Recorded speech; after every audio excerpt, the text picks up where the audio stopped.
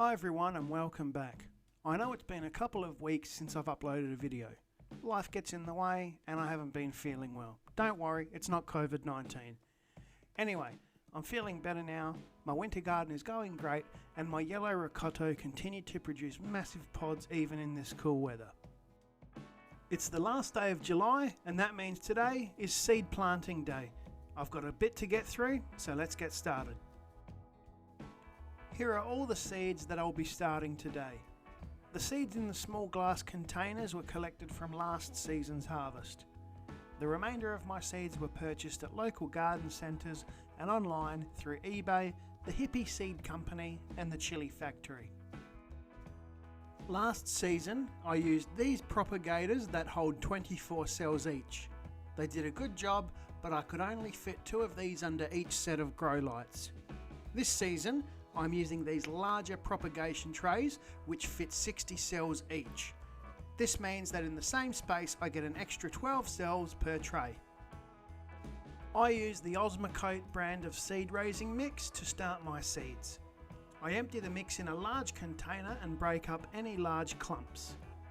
This season I'm going to add some neem oil diluted in water.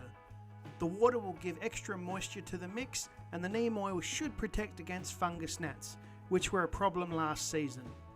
For the 25 litre bag of potting mix, I added around 500 ml of the solution. After a good mix, it's time to add perlite and vermiculite. Australian potting mixes don't have any perlite or vermiculite in them, so I like to add a good amount of both and mix it well to create a light, fluffy seed starting soil mix. Now we can fill in our cell trays. There's no real science to this, I just fill up the trays, spread the mix around and compact it down firm, not too hard, to remove any air pockets and repeat until the cell trays are full up to the top.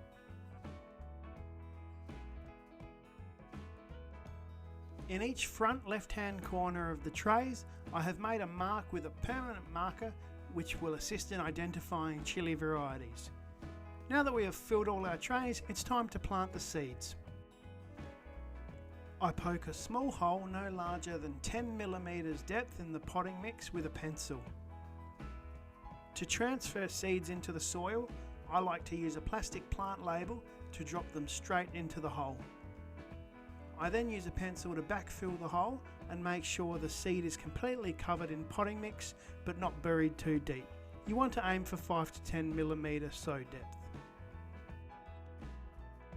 In this first cell tray I am sowing a red ghost pepper or red butt jolokia with seeds that I kept from my productive plant last year. You can also use the label to bury the seed in the hole as I have here.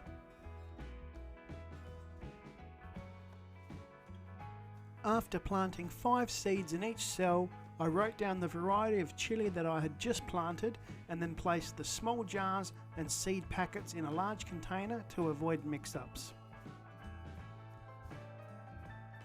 It's taken a while, but all my chili seeds are now planted with a few extras. We have 36 spare cells for which I'm going to start some other herbs, vegetables, fruits and flowers.